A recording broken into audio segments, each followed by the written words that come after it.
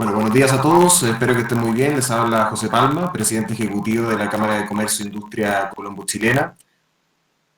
Para el día de hoy haremos el siguiente conversatorio sobre navegando en la crisis económica, que es el tema de moda y el tema más importante que estamos viviendo en este momento.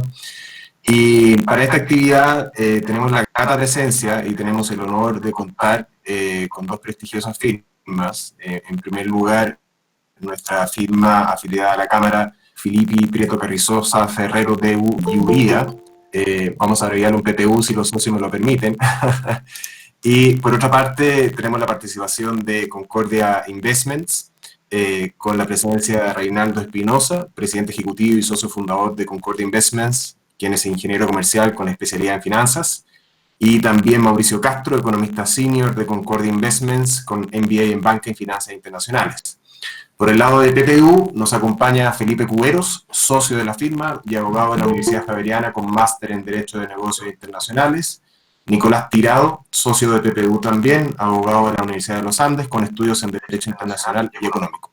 Así que tenemos una muy buena experiencia acompañándonos hoy en este conversatorio y estamos muy agradecidos entonces que tanto Reinaldo, Felipe, Mauricio, Nicolás nos puedan acompañar con esta actividad que seguro será de mucho interés para todos los participantes y para todo el auditorio que está el día de hoy en esta actividad. Así que nuevamente muchas gracias.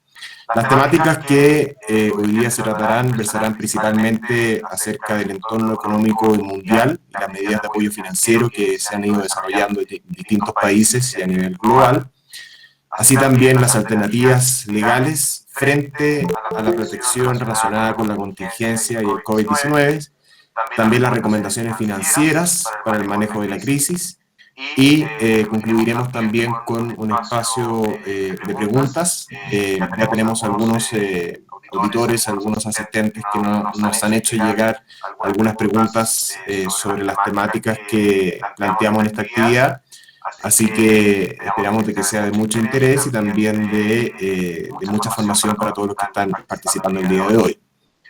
Así que, sin mucho más, yo quisiera darle, antes que todo, la palabra, entiendo que Mauricio, quien compartiría primero una presentación acerca de cómo él está viendo. Voy a tratar específicamente la temática que Mauricio nos compartirá, que será hablar acerca del entorno económico mundial y también las medidas de apoyo financiero que hay actualmente en esta crisis. Y como decía anteriormente, una breve referencia a Mauricio. Mauricio es economista, sobre todo para las personas que están ingresando en este momento al conversatorio. Mauricio es economista senior de Concordia Investments, economista de la Universidad de los Andes, con MBA en Banca y Finanzas Internacionales de la Escuela de Birmingham, Birmingham Business School en el Reino Unido, país en el cual vivió también por más de 8 años, Fellow del Institute for Independent Business del Reino Unido y también con experiencia ocupando cargos directivos en organizaciones nacionales e internacionales, y también está dedicado a la academia siendo profesor universitario. Así que muchas gracias desde la Cámara, Mauricio, por acompañarnos también a esta actividad y tenemos paso entonces con la palabra para poder comenzar. Ok, José, pues muchas gracias por la introducción y lógicamente por la invitación. Un gusto estar acá. Primero de todo, muy buenos días a todos y todas las personas que nos están viendo.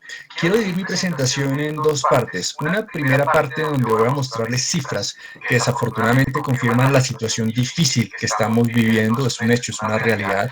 Pero una segunda parte un poco más positiva, donde voy a mostrarles cifras de Colombia y Chile, donde voy a comparar cómo Colombia afrontó la crisis hoy, pero la está afrontando con respecto a cómo Colombia la afrontó en su peor crisis económica que ha habido en la historia, que fue en 1998-1999, y también miraremos algunas cifras de Chile en comparación a sus crisis económicas desde los años 70.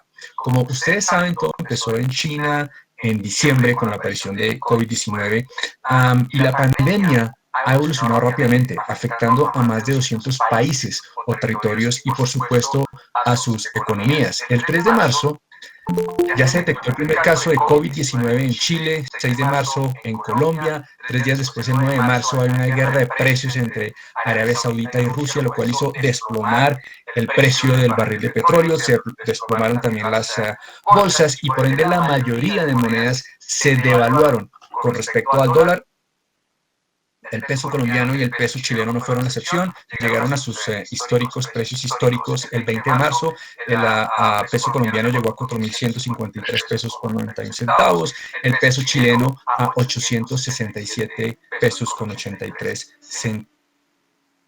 Marzo, no hace mucho, la OIT advierte que se pueden perder más de 24.7 millones de empleos en el mundo. Estados Unidos, solo Estados Unidos, ya ha perdido más de 26 millones de empleos y seguramente esa cifra va a aumentar. En estos días salió la tasa de desempleo de Colombia, desafortunadamente alta, salió en 12.6%, la máxima en 10 años, y en Chile no hay mucha diferencia. También salió en estos días la tasa de desempleo del primer trimestre y salió en 8.2%, también la máxima en 10 años. Quisiera ahora compartir pantalla, si me permiten, a ver, mostrarles unas tablas y unas gráficas. A ver. Listo. ¿Ya me están viendo la pantalla, José? ¿Ya me estás viendo la pantalla? Sí, Mauricio. Perfecto, magnífico. A ver, lo ponemos acá. Listo, no voy a entrar en detalle de las cifras, pero esta tabla muestra la proyección de crecimiento de Colombia y América Latina para 2020. Ahora vemos las de Chile. Independientemente de quién haga las proyecciones, CEPAL, Banco Mundial, Fondo Monetario Internacional, Asobancaria, ANIF, inclusive nosotros con Concordia Investments, en lo que sí coincidimos desafortunadamente es que este año 2020 va a haber un decrecimiento, cifras negativas. Nosotros proyectamos que para Colombia vamos a estar entre -2 y -4%. Obviamente esto es cambiante y depende cómo va a seguir evolucionando el tema de la pandemia. Para contextualizar, y desafortunadamente es una contextualización no tan positiva. Si nosotros vemos la primera cifra acá de la CEPAL, donde proyecta que hay un decrecimiento del 5.3%, la última vez que América Latina decreció el 5.3%, que fue más o menos el 5%, fue en 1929, en la Gran Depresión. Por eso muchos economistas comparan esta crisis con la Gran Depresión. ¿Sí? No es muy positivo. Para Chile tampoco es muy positivo, independientemente de quién haga las proyecciones, también se prevé que va a haber una caída importante del PIB. Solo para los que no son economistas, recuerdo, PIB es básicamente lo que produce un país. Incluye inversiones del gobierno, gastos del gobierno, todo lo que produce el país. Y muchas veces los economistas hacemos referencia a cifras con respecto al PIB. Estas cifras no son positivas, pero les puedo mostrar cifras aún más negativas. Veamos rápidamente el caso de Estados Unidos. Hace poco salieron las cifras del primer semestre donde hubo un decrecimiento del 4.8% del PIB.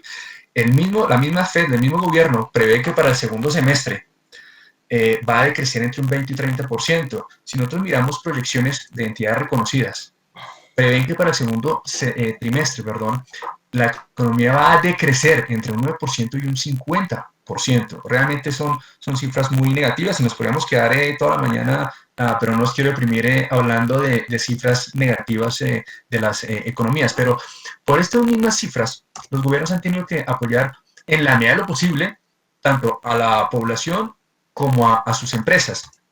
Esta gráfica que nos muestra el gasto fiscal es lo que básicamente están gastando los gobiernos con respecto nuevamente al PIB. Solo para mirar algunas cifras, Italia y la mayoría de gobiernos están haciendo gastos históricos, realmente cifras muy, muy importantes. Italia, de los países que más le ha afectado el COVID, el coronavirus, va a gastar aproximadamente 48% del PIB. España 20-21, pero ya hay cifras saliendo que aparentemente van a gastar también el 50% del PIB. Estados Unidos el 11%, Alemania el 20%, Japón el 21%. Y estas cifras pueden aumentar. Vamos al caso de Chile y Colombia. Chile piensa gastar y ha gastado entre el 4.7 y el 17%, Colombia entre el 2.8 y 9.3%. ¿Cuál es esto? ¿Por qué este rango o esta diferencia?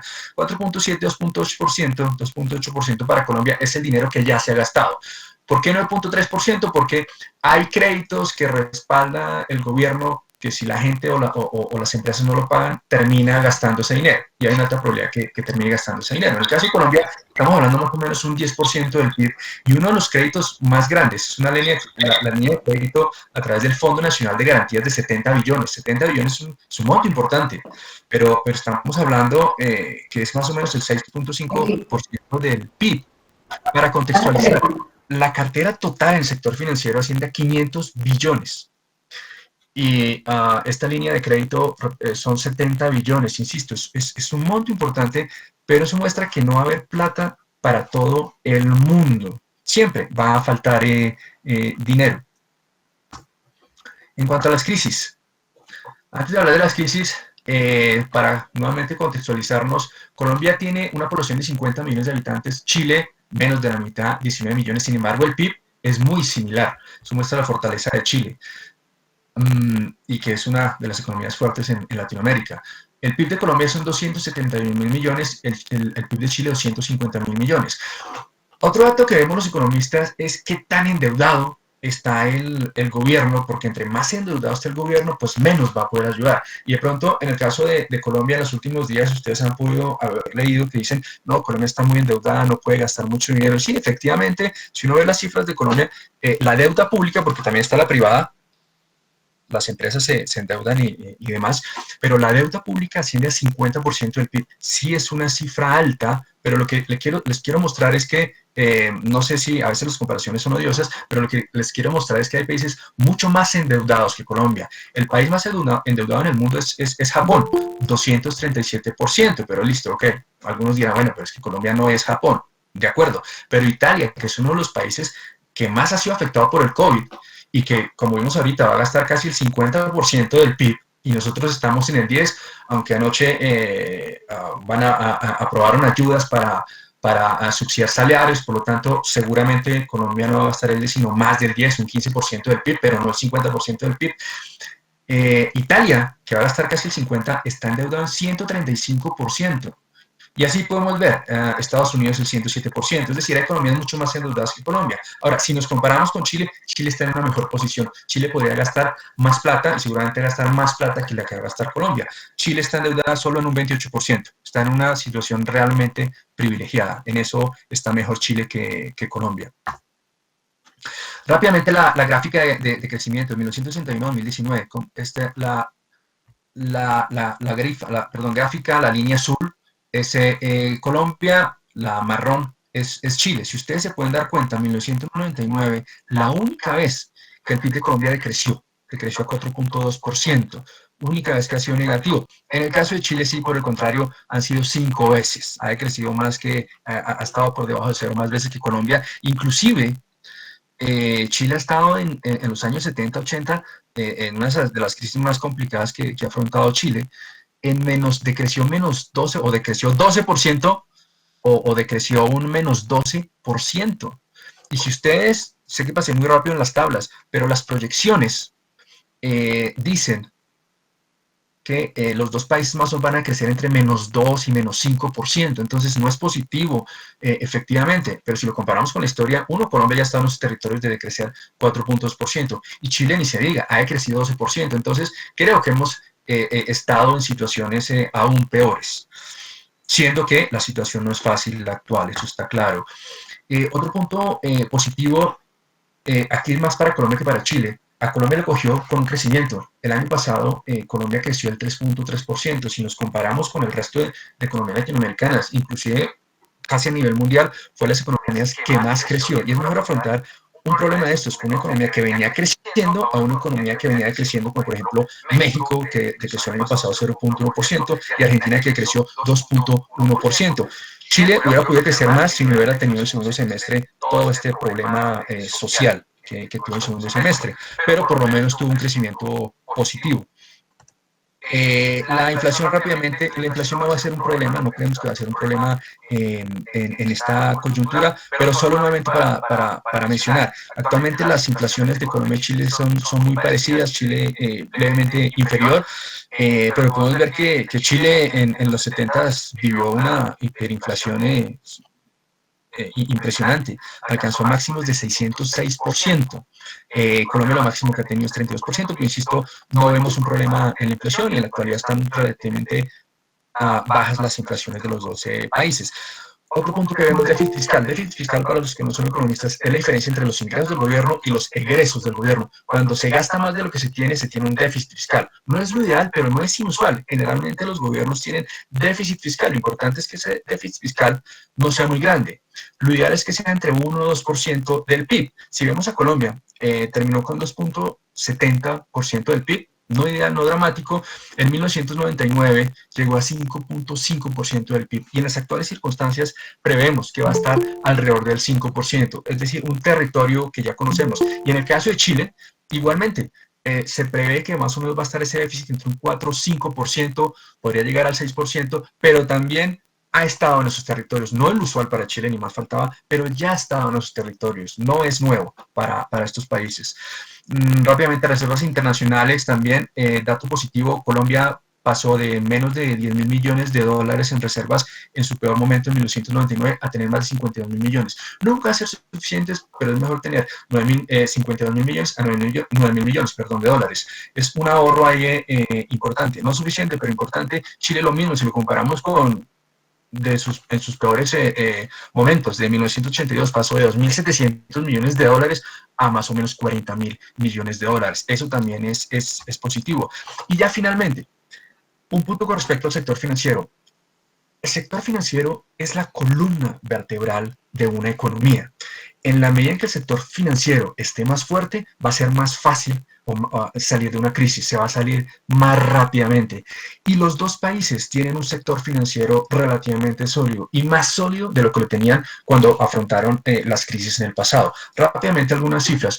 El patrimonio de las entidades financieras colombianas, estas cifras es en pesos colombianos, pasó en los últimos 25 años de 1,9 billones a 86 billones. Así no tengamos claro lo de billones y miles y demás, pasó de 1,9 a 86. Realmente es un crecimiento muy importante. Si algo como este que me está escuchando, le puedo decir también que en términos reales, es decir, si les contamos la inflación, también ha crecido. Es decir, que esos 86 billones son mucho más de lo que eran ese 1,9 billones en 1995. Y lo mismo para Chile. En pesos chilenos pasó de 1,6 billones a 21 billones. La moneda chilena es más fuerte que la colombiana, entonces ya finalmente para hacer un comparativo en dólares, insisto, las comparaciones son odiosas, pero a veces hay que hacerlas. Y en ese plano, Chile sale mejor parado.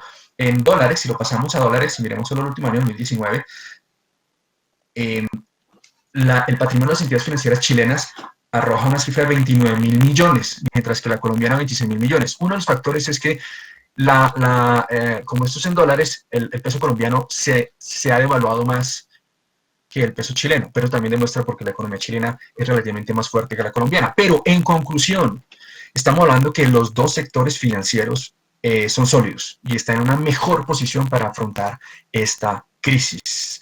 Eso, José y Daniela, más o menos el resumen de lo que les quería comentar. Espero no me haya pasado mucho del tiempo. No, excelente, Mauricio. Fue bastante riguroso en tiempo también tu presentación.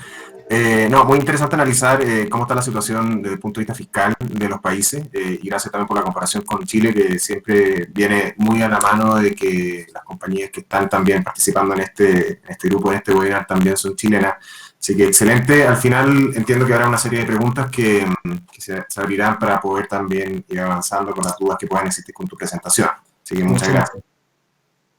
Bueno, ahora le doy paso a Nicolás. Nicolás Tirado, socio de PPU, abogado de la Universidad de los Andes, estudio en Derecho Internacional de la Universidad Robert Schuman de Estrasburgo y en Derecho Económico de la Universidad Javeriana. Ha trabajado en Colombia, Nueva York y China, experto en temas de insolvencia corporativa y M&A y profesor universitario. Justamente el tema que vamos a tratar ahora, dada la coyuntura, tiene que ver con la situación de liquidez, de insolvencia y las contingencias que hoy día están enfrentando las empresas y de qué manera las soluciones y las alternativas contractuales y preconcursales permiten darle cabida o, como decíamos anteriormente en el nombre de la conferencia, navegar en tiempos de crisis. Así que, Nicolás, muchas gracias por participar y quedamos entonces muy atentos a tu presentación. Hola José, ¿ya me ves? Sí, sí te vemos. Bueno, perfecto. Pues muchas gracias José por esa introducción y por invitarnos a este espacio. Buenos días a todos, espero que estén cuidándose en sus casas y que a esta hora el porcentaje de asistentes en Sudadera haya decrecido porque ya son las 9:30. Eh, como bien decía José, nosotros en la firma asesoramos mucha gente que viene, pues que tiene angustia por lo que, pues porque está mirando las cifras que presentó Mauricio y nos está diciendo, bueno, ¿y qué hago? O sea, ¿qué le va a pasar a mi negocio? ¿Qué puedo hacer? ¿Qué alternativas tengo? Y en lo que es pertinente para este espacio, le dicen a uno, bueno, me voy a un trámite concursal, o sea, pido una bancarrota o no. ¿Usted qué me aconseja?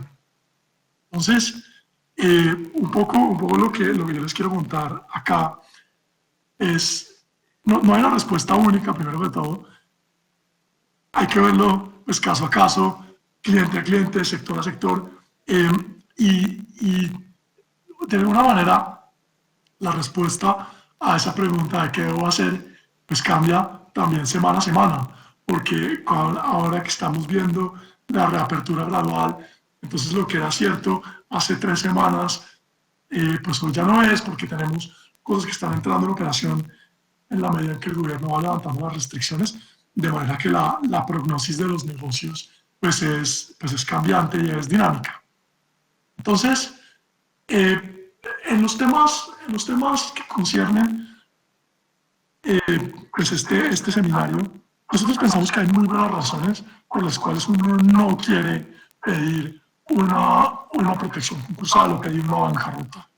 Eh, Repito, esto es caso a caso, esto no funciona para todo el mundo, pero nosotros a buena parte de nuestros clientes, a pesar de la incertidumbre y a pesar del efecto que están teniendo en sus empresas, les decimos, no pida protección concursal. La gente dice, ¿pero por qué? Si el presidente Duque salió a decir que esto era lo mejor, salió a decir que esto es lo que hay que hacer. Entonces, dicen, hay muy buenas razones. Primero, el decreto que salió hace un par de semanas, que va a explicar Felipe Cuberos ahorita a continuación con más detalle, es el decreto 560.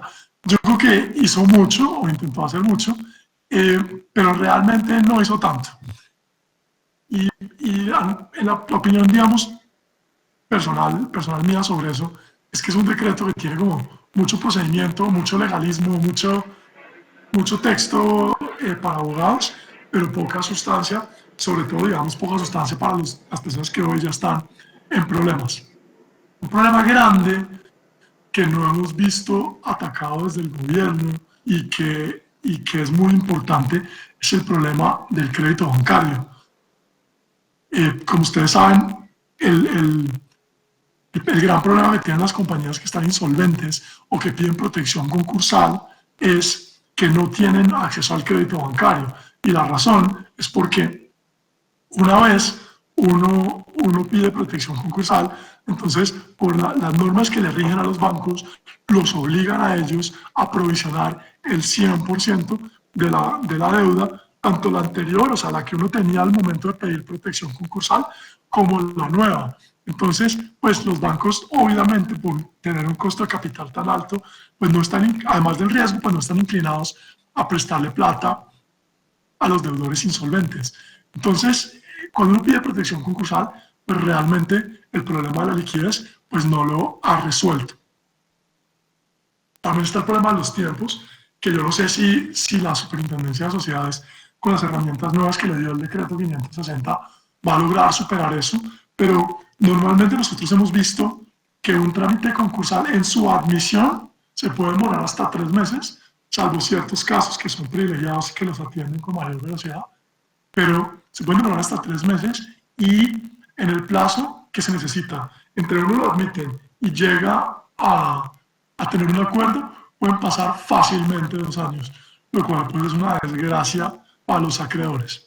Entonces, uno dice, bueno, y si no voy a pedir protección concursal, entonces, ¿qué hago? Uno tiene que mirar su negocio y ver realmente qué tan afectado está por la crisis y ver qué tanto los fundamentales de su negocio están en el lugar correcto para uno, digamos, tener lo que nosotros aconsejamos que la gente haga, que son negociaciones uno a uno con los acreedores. ¿Sobre la base de qué? Uno va y presenta argumentos de fuerza mayor, argumentos de teoría de la imprevisión, cosas estas que uno ha visto circular en los últimos días y que, en opinión nuestra, cada vez son más sólidos. Si ustedes, por ejemplo, miran el decreto 560 que me refería anteriormente, uno se lee las consideraciones del decreto, ahí encuentra al gobierno reconociendo el efecto, por decirlo de alguna manera, el efecto material adverso que tiene el virus y las medidas del gobierno sobre la economía. Entonces, se debería robustecer mucho cualquier posición de estas. ¿Y uno para qué hace eso? Pues por una razón muy simple, y es que sobre la base de esos argumentos, sobre la base de esos planteamientos legales, que repito, en opinión nuestra, cada vez son más sólidos, pues entonces lo que hace es que trae a la gente a negociar con uno. Y una negociación uno a uno tiene la enorme ventaja de que uno puede tener, pues primero, condiciones diferentes a acreedores que están en situaciones similares, a diferencia de los trámites concursales o los trámites bajo la ley 1116 o el decreto, donde uno tiene que ofrecerle las mismas condiciones a todas las personas que están en la misma situación. Acá yo puedo, digamos, privilegiar de una relación más fuerte que yo tenga, de un conocimiento más cercano, tengo mayor apalancamiento para lograr una situación mejor.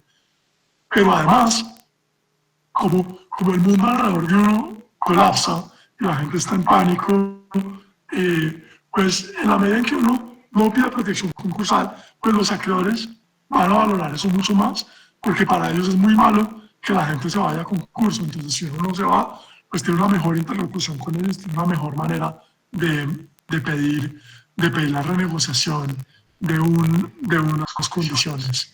De manera que José, esa es nuestra idea de manera muy resumida en por qué no siempre la alternativa para navegar esta crisis pues es irse a la bancarrota, sino que muchas veces uno puede también intentar negociaciones privadas con quizás mejores resultados. No, sin duda, Nicolás. Y sobre todo pensando también en las compañías que están en el negocio de infraestructura, inmobiliario, todas ellas han tenido que ir negociando también con sus proveedores y probablemente también desde el mundo de los clientes, así que es totalmente cierto. Bueno, ahora muchas gracias entonces también por la presentación, Nicolás. Entonces quisiéramos darle paso entonces a Felipe Cuberos, socio de PPU, abogado de la Universidad Javeriana, máster en Derecho de Negocios Internacionales de la Universidad de Londres, experto en Derecho Corporativo, Insolvencia y Arbitraje, también profesor universitario. Muchas gracias, Felipe, también por participar. Y quien nos compartirá acerca de las herramientas legales en materia de insolvencia, que justamente también es un complemento perfecto a la presentación de Nicolás, porque también nos da una información más clara y más precisa acerca de aquellas soluciones legales que puedan existir para las compañías que entren en esta situación. Muchas gracias, Felipe. Muchas gracias a José, a Daniel, a la Cámara de Comercio colombo-chilena. Sí, en efecto, como lo anuncia José, vengo a hablarles de insolvencia, de procesos concursales. Ustedes lo primero que dirán es, estos señores de PPU no se han puesto de acuerdo. Primero arranca un socio diciendo que no se vayan a procesos concursales y luego viene otro a hablar de procesos concursales. Y ciertamente que traigan a un grupo de empresarios exitosos a que un abogado les hable de procesos concursales y de insolvencia, yo pensaba esta mañana es casi igual a llevar un grupo de personas saludables o que se sienten bien a que un médico les hable de cáncer o de coronavirus. Es tan poco atractivo como eso. Pero no es poco atractivo porque el tema no sea interesante, es poco atractivo porque la gente no siente que esté ahí. La gente tiene una tendencia natural a pensar, eso no es conmigo, eso está pasando en el mundo, pero eso no me va a pasar a mí, yo no tengo síntomas. Sin embargo, hay una realidad que no podemos desconocer. Ayer en el decreto de emergencia que salió por la noche, uno de los considerandos muestra un estudio de Confecámaras donde dice que alrededor del 85% las empresas en Colombia no tienen recursos para atender sus obligaciones más allá de 2 meses. Un estudio de FENALCO también que publicaban la semana pasada dice que se prevé que alrededor del 38% de las empresas en Colombia lleguen o al cierre definitivo de operaciones o por lo menos a un proceso de insolvencia. De manera que estamos enfrentados a una realidad, así tengamos la convicción de que no vale la pena ir a un proceso de insolvencia. ¿Qué tenemos hoy en el panorama legal colombiano en materia de insolvencia? Tenemos una coexistencia de regímenes, donde por un lado tenemos el régimen permanente, que aplica en todos los tiempos, es decir, no necesariamente en tiempos de crisis generalizada de la economía, que es el de la Ley 1116 del 2006, y es un régimen que aplica para todas las empresas o para casi todas las empresas con algunas excepciones. Y paralelamente tenemos el régimen creado por el decreto 560 que mencionaba ahorita Nicolás, que se trata de un régimen transitorio, es un régimen que está llamado a aplicarse por 2 años, y que no es para todas las empresas, sino, como lo dice el decreto, para aquellas que han sido afectadas por las causas que dieron origen a la emergencia económica y social. Ahí vislumbro yo que vamos a tener una primera fuente de conflicto, y es ¿cuáles son las empresas que se han visto afectadas por la crisis económica y social? Pues todas. Y hemos esperado que vía decreto reglamentario el gobierno aclare un poco eso, pero el gobierno lo único que ha hecho, digamos, en el proyecto de decreto reglamentario, es proponer algunas formas de abordar el problema. Y ha dicho que las compañías que están afectadas tienen que hacer una declaratoria de afectación, una declaración de afectación que tiene que sustentarla y que no se puede abusar de ello. Eso, digamos, no nos da pistas para saber cuáles son las empresas afectadas, de manera que, repito, eso va a ser fuente de enorme controversia y ojalá el decreto reglamentario finalmente nos lo aclare. Y con esa dualidad de regímenes, entonces tenemos que partir por entender si lo que tenemos es bueno, regular o malo, a partir de lo que se necesita que tenga un régimen de insolvencia.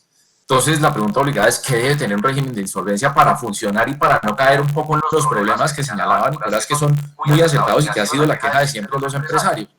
Un régimen de insolvencia básicamente es una mesa de 4 patas, y las 4 patas básicamente son la protección a la empresa como fuente generadora de empleo, es decir, la protección al deudor, para ponerlo en términos muy claros, la protección al crédito como elemento que irriga toda la economía, es decir, la protección a los acreedores, acceso a recursos de capital y de fortalecimiento patrimonial que le permitan al empresario tener capital de trabajo en el largo plazo, y todo eso sustentado con una pata que quizás es la más gruesa, y es la rapidez. La rapidez, si esto no funciona rápido, pues simplemente no funciona porque las empresas se desaniman.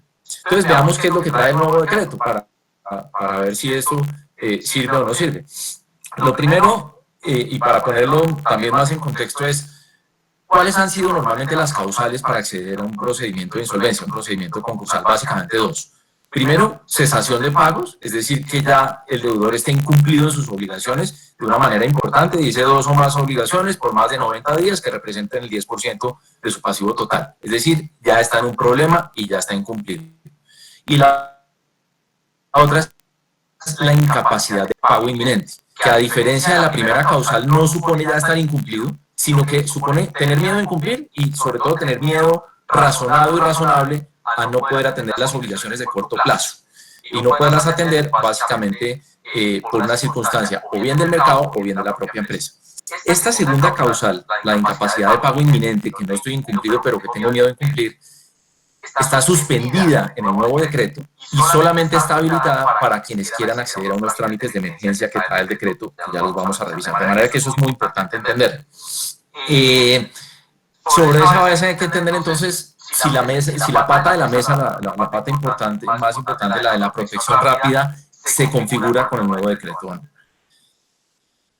cuando hablamos de protección al deudor, estamos pensando en proteger ¿de qué? Y la respuesta es protegerlo básicamente, para ponerlo en plata blanca, de los posibles embargos que pueda sufrir, que eso no lo dejaría trabajar, por supuesto. Esa protección tradicionalmente bajo el régimen de la ley 1116 solamente se logra cuando el deudor es admitido al trámite. Pero como lo decía Nicolás, hemos visto procesos donde la admisión de la superintendencia decidiendo a ver si admite o no al deudor al trámite, mientras no tiene la protección, lo pueden embargar. El nuevo decreto lo que dice es que hay una admisión más o menos fast track al proceso, porque le quita a la superintendencia la carga de analizar la información financiera y contable, y pone la carga de tener una información adecuada en el deudor, que es donde debe estar. Entonces la superintendencia, si no tiene que revisar eso, va a admitir más rápido y va a lograr la protección del deudor mucho más rápido. Pero además hay unos mecanismos de protección muy interesantes que son de emergencia y que yo resumiría básicamente en 3. Primero, hay un procedimiento de negociación de emergencia donde el deudor simplemente da un aviso de inicio de conversaciones con sus acreedores y a partir de ese inicio tiene la superintendencia hace un chequeo formal, lo admite y tiene un plazo de 3 meses para llegar a un acuerdo con sus acreedores, 3 meses dentro de los cuales está protegido, presenta ese acuerdo a la superintendencia y la superintendencia en una única audiencia admite o rechaza ese acuerdo y con eso, digamos, logra la protección del deudor. Número 2, un mecanismo de recuperación de empresas ante las cámaras de comercio, que es un trámite de mediación que tiene unas reglamentaciones pendientes. Parte de la reglamentación viene el borrador de decreto reglamentario que está presentando el gobierno y otra vendrá de la mano de Confecámaras y Supersociedades que están trabajando en eso. Y un mecanismo muy interesante que es la negociación por categorías de acreedores. Los procesos concursales en general han partido de la base que tengo que sentar en la mesa a todos los acreedores y unos votarán a favor, otros en contra, o unos no irán a las reuniones, en fin, pero digamos parte de la base de llamarlos a todos. Aquí se abre una ventana para negociar por sectores de acreedores, por categorías de acreedores, lo cual le permite tener ciertos alivios al deudor que antes no tenía. En materia de acceso a recursos y a fortalecimiento patrimonial, rápidamente, en el decreto 560, lo que tenemos es que el deudor tiene la posibilidad, los acreedores pueden capitalizar a creencias a través de acciones o bonos de riesgo, que básicamente son créditos subordinados. Hay acceso a nuevos créditos durante el trámite del proceso de insolvencia y acceso a nuevos créditos pudiendo otorgar garantías sobre los bienes del deudor, y esos nuevos acreedores tendrán prelación para su pago, que eso es toda eso es bien importante. Sobre todo lo que es novedoso es la posibilidad de constituir garantías sobre bienes del deudor en el trámite de insolvencia. Y hay una cosa que es el salvamento de empresas en inminente liquidación, donde un acreedor se ofrece a poner toda la plata, es una compañía que tenga patrimonio negativo, el acreedor pone la plata, se queda con la compañía, se obliga a hacer un depósito ante la superintendencia y luego efectivamente adquirir la compañía, y si no cumple con su compromiso, se lo multa con el 50% de lo que ofreció poner. Finalmente, para no extenderme más, menciono 3 cosas. La primera, se permite al deudor que está en insolvencia salir a vender activos para pagar pequeñas acreencias, que son las que no suman más del 5% de su pasivo total, lo cual le permite descargarse de cierto lastre y ocuparse de lo importante a lo largo del proceso de insolvencia. Número 2, está la posibilidad, está el aplazamiento de cuotas de los que ya están en procedimientos de insolvencia, y hay una cosa final que es la descarga de créditos, que es que cuando una compañía tiene pasivo negativo se puede descargar de aquellas deudas que exceden, cuando tiene patrimonio negativo, perdón, se puede descargar de aquellas deudas que exceden el valor de su patrimonio de manera prácticamente automática, si así lo acuerdan en el acuerdo de reorganización.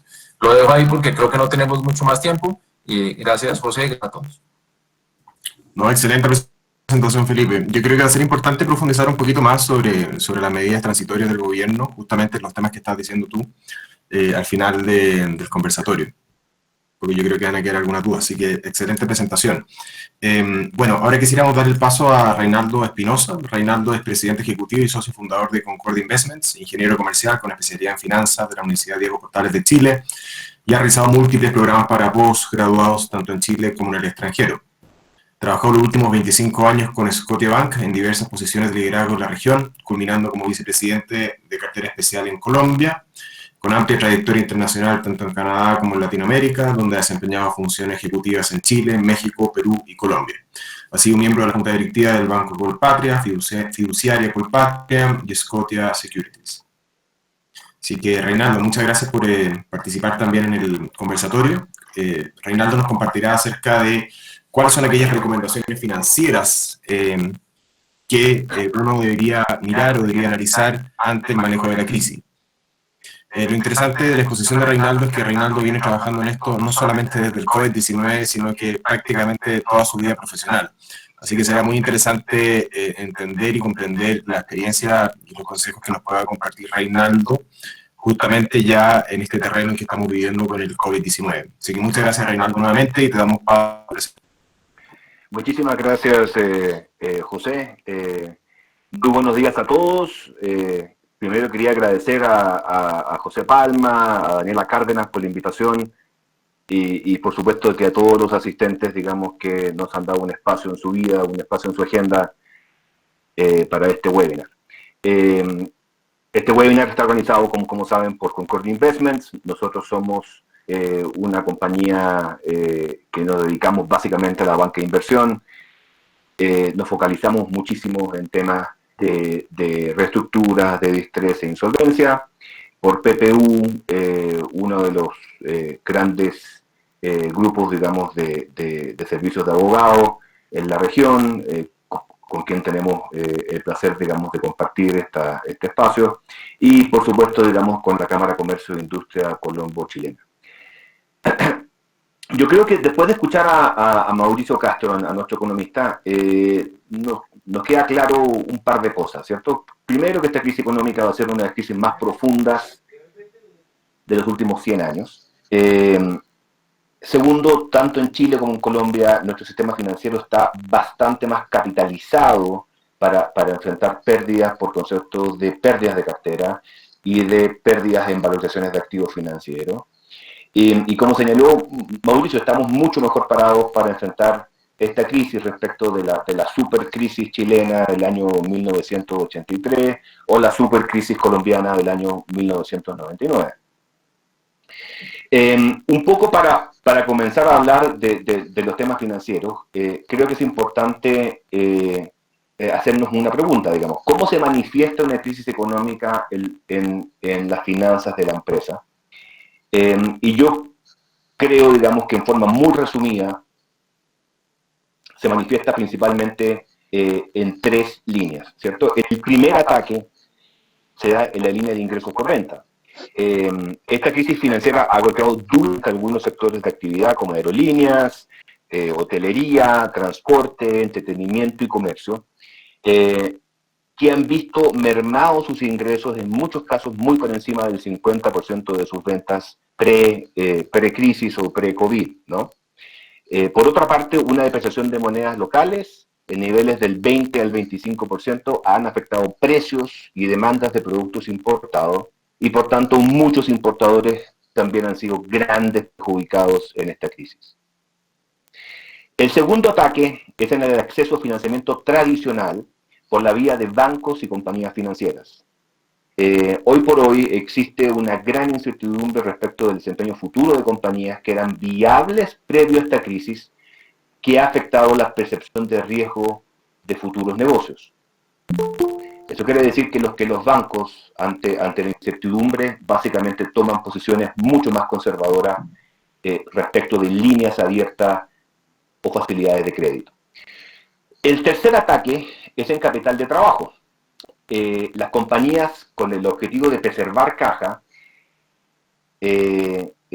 hacen que los clientes exigen plazos de pago mucho más largos, mientras que los proveedores piden reducir los plazos de pago.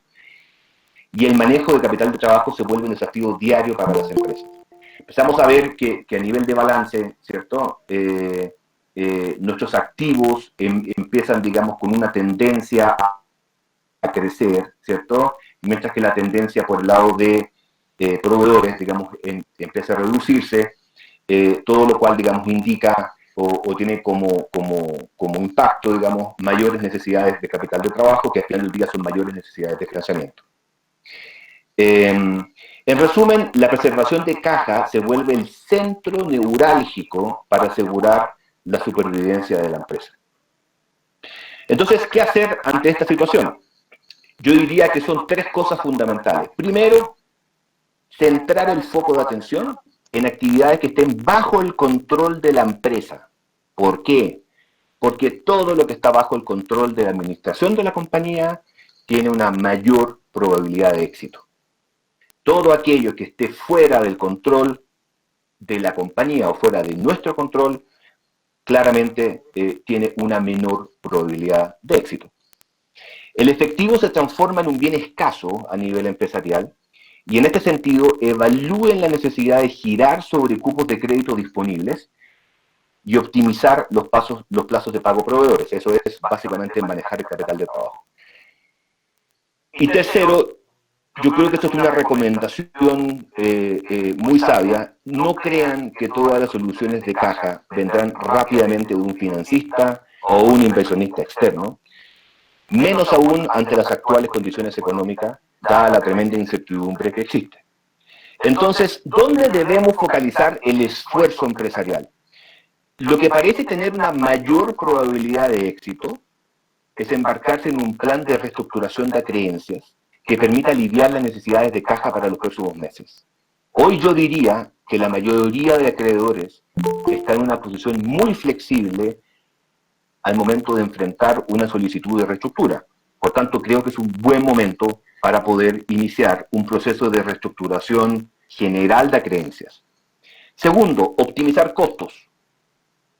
Esto también es muy importante. Debemos entender si creemos que la recuperación de nuestros ingresos tomará forma de V, U o L, y en este sentido tomar decisiones respecto de nuestro plan de producción, equipo de ventas y plan administrativo.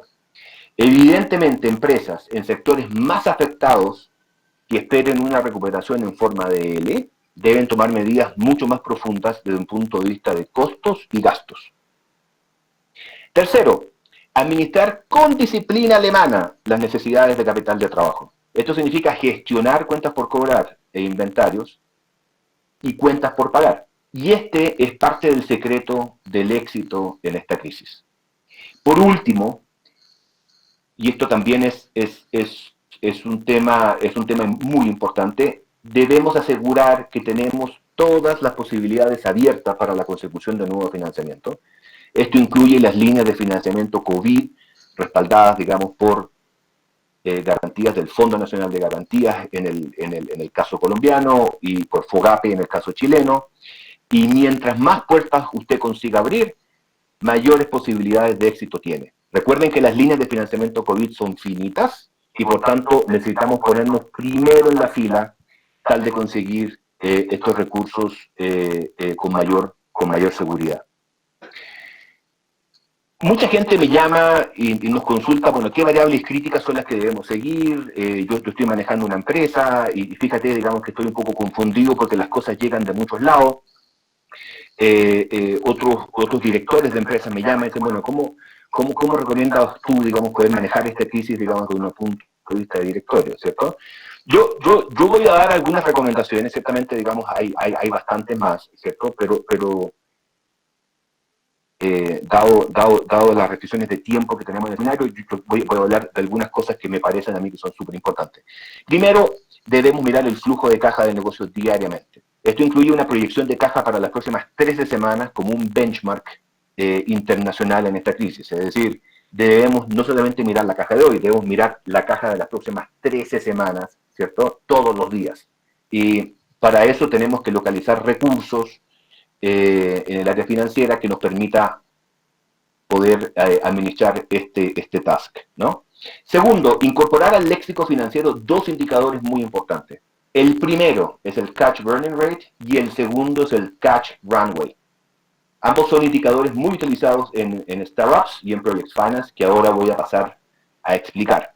El Cash Burning Rate es la diferencia de efectivo disponible entre dos periodos dividido por el número de meses o el número de días referido en ese periodo. Nos indicará el monto de efectivo que estamos quemando o consumiendo diariamente o mensualmente. Por otra parte, el Cash Runway corresponde a la relación entre el efectivo disponible y el Cash Burning Rate. Es decir, es una estimación de cuántos días tiene la empresa para poder agotar sus existencias de efectivo. Entonces, en función de las expectativas de la empresa respecto de la fecha de normalización del punto de equilibrio de caja, debemos compararla con los días de Cash Runway para tener una aproximación gruesa de lo que podrían ser las necesidades adicionales de efectivo. Cualquiera que quiera consultarme respecto de las metodologías de cálculo y cómo se hace, por favor, envíenme algún comentario o a mi correo o por la página web. Vamos a estar muy felices de poderlos atender. Finalmente, debemos estar tremendamente atentos a la evolución de indicadores de rotación de activos, incluyendo días de cuentas por cobrar, días de inventario y permanencias de cuentas por pagar, como una metodología para poder ir controlando lo que pasa con nuestro capital de trabajo. Por mi lado, esa ha sido mi exposición, José. Muchísimas gracias. Excelente, Reinaldo, muchas gracias. Bueno, le voy a dar la palabra entonces a Daniela Cárdenas, que es nuestra directora de comunicaciones, para que vaya haciendo también las preguntas y viendo también desde el público la guía para las dudas que puedan tener nuestro auditorio. Vale, gracias a todos los expositores por su intervención. Entonces damos el espacio para los asistentes. Si tienen alguna duda, alguna inquietud, que la puedan escribir a través del chat y nosotros las vamos a estar leyendo. Los expositores van a elegir cada uno una pregunta, la que le parezca más relevante, más llamativa. Entonces, mientras que van escribiendo las preguntas, yo tengo unas que ya me enviaron para que las podamos ir contestando. Entonces, digamos, para Reinaldo, que acaba de hablar, ¿cuál crees que es el principal error que cometen las empresas en tiempos de crisis? Es una muy buena pregunta, es una muy buena pregunta, porque nosotros de alguna forma tenemos una relación con compañías que están experimentando o han experimentado procesos de insolvencia o procesos de liquidez muy serios, ¿no? Cuando tú hablas, por lo general, después que han ocurrido las cosas, con los presidentes de compañía o con directores de compañías que han sufrido problemas, por lo general te encuentras con dos temas que son muy importantes. El primero, no tener un tablero de control de crisis. O sea, cuando hay una crisis de esta envergadura que estamos viviendo, ¿cierto? Debemos repensar qué cosas son las que tenemos que monitorear. Es como estar en la cabina de un avión, ¿cierto? En la cabina del avión tenemos velocidad, altitud, presión, qué sé yo, una serie de indicadores, digamos, que nos van indicando los temas críticos, digamos, para poder llegar a destino, ¿cierto? En el caso de una empresa también, recuerden que una crisis económica finalmente pega en el centro financiero de la compañía, digamos, que es la disponibilidad de caja, ¿no? Y por tanto, todo aquello que confluya hacia la disponibilidad de caja tiene que ser monitoreado diariamente. Y segundo, y este es el segundo error que muchas empresas reconocen después, digamos, de haber vivido la crisis, es no haber tenido la posibilidad o no haber tenido el coraje de pedir ayuda externa cuando las competencias no existen al interior de la empresa para administrar la crisis.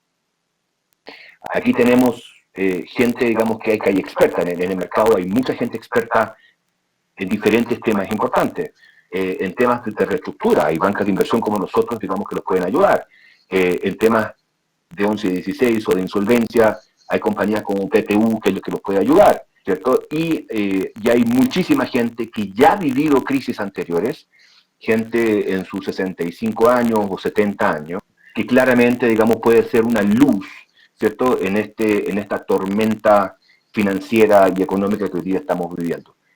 Yo diría, Daniela, que son esas dos cosas. Principalmente no tener el tablero de control de crisis y segundo, no pedir ayuda cuando efectivamente deben pedirla. Vale, perfecto, Reinaldo, te agradezco. Vamos con otra pregunta. Esta es para Mauricio. ¿Qué podemos esperar del comportamiento de la tasa de cambio en el 2020? Mauricio, tienes el micrófono apagado. Gracias. Interesante pregunta. Gracias, Daniel. Espero que la respuesta sea igualmente interesante. A ver, básicamente, la respuesta es depende de los escenarios. Actualmente, la tasa de cambio en Colombia está alrededor de 3.930 pesos. En Chile, 830-35 pesos. Está claro que esos niveles no son los niveles de equilibrio. Sin embargo, dada la situación, en el corto plazo, y cuando hubo corto plazo, 2, 3 y 6 meses, esperamos que se siga manejando por esos niveles altos. Una vez, ¿y por qué digo depende? Porque depende cómo se siga manejando el tema de la pandemia, o qué tan rápido se reactiven las economías. Aparentemente, por las estadísticas, por lo que ve uno, tanto Colombia como Chile han sido los países de los que aparentemente mejor han manejado hasta ahora el tema de la pandemia a nivel de Latinoamérica, y eso es positivo. Inclusive Chile creo que un poco más, va un paso más adelante que Colombia porque ha hecho más pruebas, pero los dos lo han manejado relativamente bien y eso es positivo. La próxima semana más sectores van a entrar a la economía, pero en la medida en que es importante que entren, pero también que lleguemos lo más rápido posible nuevamente al 100% de las capacidades. Cuando lleguemos a esos niveles, lo más seguro es que el dólar se devuelva. ¿Cuándo? Los expertos hablan que una vacuna dura entre 12 y 18 meses para que aparezca, y eso es rápido, porque antes duraba 5 o 10 años. Entonces, que aparezca sin una vacuna, un medicamento, algo que tranque más el tema del COVID, para que la economía pueda arrancar nuevamente más rápido. Y cuando llegue ese momento, ojalá este año, seguramente el dólar va a volver a niveles de 3.300 y también el peso chileno se va a devolver. Entonces, en conclusión, por ahora desafortunadamente se va a quedar en estos niveles altos y hay más probabilidad de que se evalúe más a que se revalúe, porque hay más probabilidad de que sigan saliendo más noticias negativas que positivas. Espero que no sea eso. Pero una vez las economías sigan encontrando nuevamente el nivel antes de la pandemia, se tendría que devolver. ¿Cuándo? Es la pregunta del millón. Esperemos que hacia finales de este, o en el segundo semestre, con buenas noticias, empiecen nuevamente a revaluarse las monedas y lleguen a un punto de equilibrio, porque ahorita claramente están más arriba de lo que deberían estar. Perfecto, gracias Mauricio. Entonces ya veo que están escribiendo por el chat algunas preguntitas. Yo voy con las dos últimas y escogimos las del chat. Entonces, una para Nicolás es que nos cuentes qué están haciendo las empresas hoy en día. Bueno, pues es una muy buena pregunta. La respuesta no es fácil, la respuesta es depende. Depende de qué sector y depende de qué tan afectado está. Te doy un ejemplo, Daniela. No lo que está haciendo alguien que está en la industria del entretenimiento, de los bares, que lo que está haciendo la gente de la construcción, ¿cierto? Porque hay industrias que se pronostica que van a estar afectadas durante mucho más tiempo que otras. Pero de manera general, lo que nosotros hemos visto es que la gente está quemando los cartuchos, un poco lo que decía José hace un rato, y es tratando de llegar a acuerdos con sus acreedores, buscando sentarlos a la mesa, replantear, renegociar, echando número con ayuda de profesionales como Concordia para mostrar que su empresa es viable en el mediano plazo y tratando de buscar como una solución negociada que le dé un alivio en el corto plazo al problema de caja, mostrando que se va a recuperar en el futuro y que más adelante pues es más conveniente. Entonces estamos viendo como descuentos, aplazamientos, quitas, y estamos viendo también renegociaciones de cosas, por ejemplo, que buscan ya no hacer pagos fijos, sino pagos variables en función de los ingresos de las compañías. O sea, de alguna manera buscando que el acreedor el riesgo de negocio. Eso esencialmente es lo que estamos viendo nosotros de las compañías en el sector. Vale, gracias Nicolás. Entonces una última para Felipe. ¿Cuáles son los principales peligros a los que se enfrentan tanto acreedores como deudores cuando una empresa entra en un proceso de reorganización? Gracias, Daniela. ¿Ahí me ven y me oyen? Sí. Sí, perfecto. Bueno, perfecto. A ver, aquí tenemos que tener mucho cuidado con una cosa, porque lo que hagamos en las fases preconcursales puede tener una incidencia muy importante cuando la compañía llega al concurso, si es que llega a ese estadio. Un tema típico es las acciones revocatorias, por ejemplo, de ciertos actos que haya hecho el deudor durante los 18 meses anteriores al inicio del proceso. Y eso no es un peligro de poca monta, porque entonces las compañías están ahora sentadas negociando, dando plazos, dando garantías, viendo a ver cómo solucionan la cosa, dándole ciertos privilegios a algunos acreedores y demás. Pero si la compañía no puede finalmente, y es llevado a un proceso de insolvencia, bien sea porque ella misma lo solicita, o lo solicitan acreedores, o la superintendencia misma la convoca a ese proceso, lo que puede ocurrir es que pueden llegar acciones revocatorias para dar al traste con todas esas cosas que había antes. Otra cosa es que se puede terminar abocados a un proceso que no se quiere. Se solicita una reorganización, termina viéndose que la compañía no es viable, termina habiendo algunas falencias, no se llega a un acuerdo, lo que sea, y termina en un escenario liquidatorio. Un ex superintendente da unas declaraciones este fin de semana y decía que en Colombia más del 50% de las compañías que se van a un trámite de reorganización terminan en liquidación, lo cual es nefasto. Y una cosa relacionada con otra pregunta que viene en el chat y que tiene que ver con esto, que le hacía Miguel, y es que existe el tema de la descarga de pasivos, que es una nueva figura en el derecho colombiano, digamos, por lo menos en temas de sociedades, porque existe para personas naturales, que es una tendencia internacional y que lo que hace es que si la valoración de la empresa, lo mencioné muy rápidamente hace un instante, es inferior a los pasivos que tiene, entonces se permite que en el acuerdo se convenga descargar pasivos del deudor.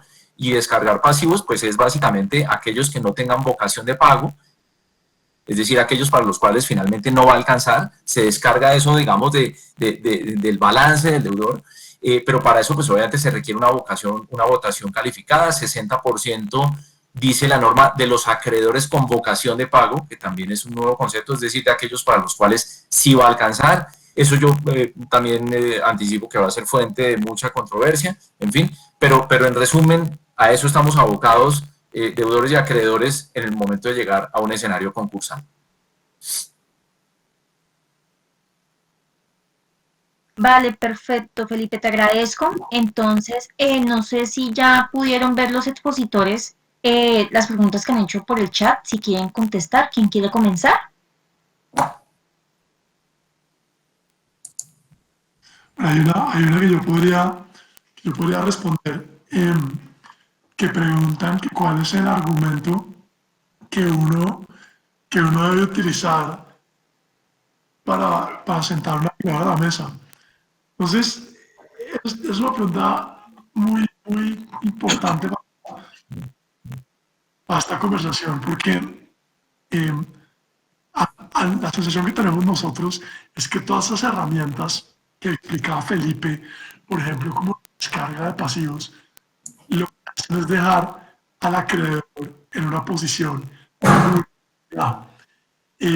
Imagínense ustedes esto, un acreedor de cuarta clase o quinta clase dentro de un trámite concursal, que le vayan a hacer una descarga de pasivos, pero realmente ellos no tienen derecho a votar si se las hacen o no, sino que se las votan los demás, o sea, para los que se alcanza la plata, entonces son los que votan y deciden lo que pasa conmigo, y me montan en el capital de una compañía a administrar un negocio que no conozco, con una gente que ni idea, mejor dicho, una situación terriblemente problemática. Entonces, de vuelta a la pregunta, ¿cuál es el mejor argumento para sentar a negociar un acreedor? El mejor argumento es amenazarlo con un trámite concursal. Entonces, cuando uno tiene la pistola de la bancarrota en la mano, pues es muy intimidante, y la impresión que tenemos nosotros es que a partir de las nuevas medidas que adoptó el gobierno, pues esa pistola se ha vuelto más intimidante. Entonces, por eso es un poco que una de las posiciones que tenemos en la firma puede ser no entrar a concurso dependiendo de la situación, porque cuando uno entra, pues pierde la capacidad de amenazar con eso y ya pues se fue la situación, la maldita sea. Pero digamos que mientras uno la tiene, ese puede ser un argumento muy contundente, Daniela. Vale. voy a responder también un par de preguntas, Adela, perdona que te haya interrumpido. Dale. Acá hay, voy a responder todas las que voy a poder. Aquí veo una interesante, dice, ¿cómo consideran será la velocidad de recuperación de la dependencia de Colombia sobre el petróleo versus Chile, que parece más diversificado en sus ingresos? Yo diría que acá, cuando hablamos de recuperación económica, confluyen cientos de variables, ¿cierto? Pero yo voy a indicar la que nosotros pensamos que es la más importante. Si no llega dinero a las empresas, es decir, si no llegan fondos frescos a las compañías, lamentablemente vamos a experimentar una destrucción de tejido económico. La destrucción de tejido económico sencillamente es la liquidación de empresas, es la quiebra de compañías que salen, digamos, del sistema, salen de operación, ¿cierto? Yo diría que la velocidad de recuperación principalmente va a depender de la velocidad, ¿cierto? Y de la eficacia en que lleguen los fondos a las distintas compañías que hoy día lo están necesitando. Si no llegan o no llegan en cantidades suficientes, digamos, para poder atender los requerimientos de capital de trabajo, lamentablemente vamos a tener una recuperación más parecida a una L que a una U o que a una B corta.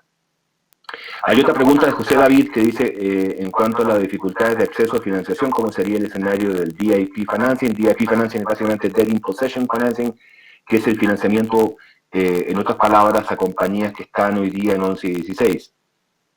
En Estados Unidos el DIP Financing lo prestan bancos comerciales como inversionistas privados, como fondos de capital privado. DIP Financing en Colombia se ha hecho, yo diría que me sobran dedos de la mano, digamos, para poderlos contar. No se hace en forma habitual, yo diría por dos razones, digamos. Primero, no hay fondos locales colombianos ni latinoamericanos que estén realmente enfocados, digamos, en ese producto. Y segundo, la convención de provisiones bancarias, ¿cierto? También hace bastante impeditivo de que los bancos puedan participar en un financiamiento a una compañía que está en 11 y 16 por un tema simplemente de provisiones.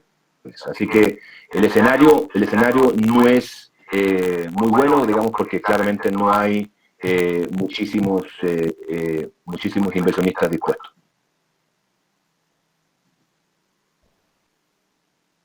Listo, perfecto. Mauricio, ¿has podido ver alguna pregunta en el chat? Sí, vale, pero como hablé tanto, pero si una rápida, dicen, en el caso de Colombia, ¿cuándo estiman los expositores que podría alcanzarse el 100% de recuperación? Es positivo que la próxima semana ya van a haber más sectores que van a poder salir. Más o menos, al salir esos sectores, van a estar trabajando unas 16, 17 millones de personas. En Colombia pueden trabajar más o menos 25 millones de personas, es decir, 70% de las personas van a estar trabajando. Sin embargo, ¿de qué va a depender? De los alcaldes. ¿Qué tan rápido van a darles permisos a las empresas que trabajen? Entonces, asumamos el escenario positivo y es que en las próximas 2, 4 semanas ya todos los sectores puedan trabajar. Estamos hablando de un 70%. Entonces, ¿cuándo conseguiríamos el 100% de la recuperación? Cuando el 100% de los sectores puedan trabajar. Y ahí es donde se nos complica un poco, porque todavía no sabemos con aerolíneas cuándo van a empezar, y si empiezan seguramente no van a empezar a full capacidad. El sector turismo se va a demorar unos meses. Por lo tanto, en la medida en que no haya una cura o algo que tranque lo del COVID y que ya todos tranquilamente puedan salir y podamos tener una vida como antes del COVID, no vamos a tener esa recuperación. Y nosotros consideramos que hasta primer semestre 2021, segundo semestre 2021, no llegaremos a eso. Esperemos equivocarnos y ojalá mañana aparezca una vacuna, porque son muchos los estudios que están haciendo, y ya con eso te puedo decir, no, el 100% en cuestión de un mes ya lo conseguimos. Pero si no, primero o segundo semestre de 2021. Daniela, ¿tú me concedes un minuto más para dos precisiones? Sí, por supuesto. Gracias. A ver, sobre el tema de la descarga de pasivos, se me olvidó decir una cosa que es fundamental y que siendo profundizada en el decreto, en el borrador de decreto reglamentario, y es que como el punto de partida es que la valoración de la empresa sea inferior al monto de sus pasivos, pues hay que tener una valoración de la empresa. Y digamos, ahí es donde la interacción entre abogados y banqueros, como la que tenemos con Concordia, pues tiene mucho sentido. Y hay unos procedimientos que ya están establecidos en el régimen de procedimiento civil general para que ese avalúo sea un avalúo técnico y tenga una posible contradicción si alguien no está de acuerdo con ese avalúo, y eso garantice de alguna manera que la descarga de pasivos no se haga de manera arbitraria. Ese es un tema. Otra cosa que vi en el chat de preguntas es que dice, ya con la DIAN y con los impuestos en materia de reestructuras, de reorganizaciones, el decreto 560 contempla una posibilidad que no estaba, digamos, vislumbrada antes, y es que la DIAN puede renunciar, la DIAN y las entidades públicas pueden renunciar no solamente a intereses, sino también a capital. Ahora, lo que dice es podrá. Vamos a ver qué funcionario va a estar dispuesto a eso para no estar expuesto a las asustadurías, como las hemos llamado en Colombia, pero es un mecanismo y esta es una posibilidad. Y lo otro que dice el decreto es que si hay nueva financiación para el deudor que está en un trámite de reorganización, los recursos frescos tienen prioridad y pueden ganar prioridad incluso sobre la DIAN. Entonces, eso sí es una cosa bien novedosa que puede ser muy importante en estos escenarios a los que desde luego nadie quiere llegar, pero que pueden ocurrir.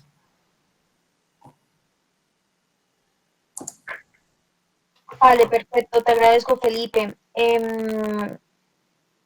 ¿Alguien más tiene algún comentario adicional, algo que quieran mencionar para finalizar? Mauricio, Nicolás, Reinaldo. Sí, yo estoy en línea, ¿no? ¿Me escuchan? Sí. Sí. No, básicamente quería yo cerrar, digamos, con un par de mensajes. Lo primero es entender, digamos, que estamos viviendo una crisis económica de las duras, probablemente para la gente de la generación nuestra, de las más duras que nos va a tocar vivir. Esto significa, digamos, varias cosas. Digamos, primero, tenemos que estar muy preparados en la compañía, digamos, para poderla enfrentar. Y eso significa principalmente, ¿cierto?, hacer todos los esfuerzos posibles por generar la caja en la compañía, ¿no? Segundo, la caja, ¿cierto?, pasa a ser, digamos, un activo escaso, ¿cierto?, dado las percepciones de riesgo en general de los bancos y de los agentes económicos. Entonces, caja en el banco significa caja en el banco, ¿no? Muchas compañías, por ahí leía yo, por ejemplo, que las compañías aéreas habían girado de cupos de crédito en los últimos 2 meses cerca de 56.000 millones de dólares. Esto significa que tenían cupos de crédito disponibles que los giraron y los dejaron en caja. Yo creo que la preservación de caja pasa a ser, digamos, el aspecto central corporativo, ¿cierto?, sobre la cual deben tomar todas las decisiones. Ese es uno de los grandes mensajes de esta conferencia. Y el segundo para mí es básicamente no dejen de pedir ayuda cuando lo necesitan, ¿cierto? Yo creo que acá hay mucha gente que puede operar como un faro, como dije, en el mar, ¿cierto? Y puede alumbrar muchísimo mejor el futuro, y por tanto puede ayudar muchísimo más a las compañías a poder sortear esta crisis y llegar al otro lado del océano. Con eso, muchísimas gracias, Daniela, y a todos por su participación. Si alguien más quiere comentar algo, adelante, por favor. Solo dar las gracias a todos los asistentes por su interés y las preguntas. O sea, Daniela, muchas gracias por invitarnos y yo creo que hasta una próxima ocasión. Sí, Reinaldo, aquí José Palma, Mauricio, Nicolás, Felipe, muchas gracias por acompañarnos y por las presentaciones. Fueron muy interesantes y con mucha profundidad también, en muy poco tiempo, lo cual no es fácil. Así que creemos que fue bien desafiante como lo hicieron y creo que dio un resultado muy, muy efectivo. Así que muchas gracias por estas presentaciones y bueno, vamos a seguir en contacto probablemente y viendo también cómo avanzan los temas y ojalá que también podamos tenerlos nuevamente o que podamos hacer una segunda versión de esta charla. Muchísimas gracias. Muchas gracias por la invitación, José. Daniela, muchas gracias. Vale. Gracias. Encantados de haber estado con ustedes. Mil gracias. Hasta luego, gracias. Chao, chao. Chao. Si tienen alguna inquietud, alguno de los asistentes, alguna pregunta, me la pueden escribir y yo se la remito a Nicolás, a Felipe, a Reinaldo o a Mauricio, dependiendo del tema, por supuesto. Entonces, quedo muy atenta a cualquier inquietud o comentario que tengan. Gracias a todos. Perfecto, gracias.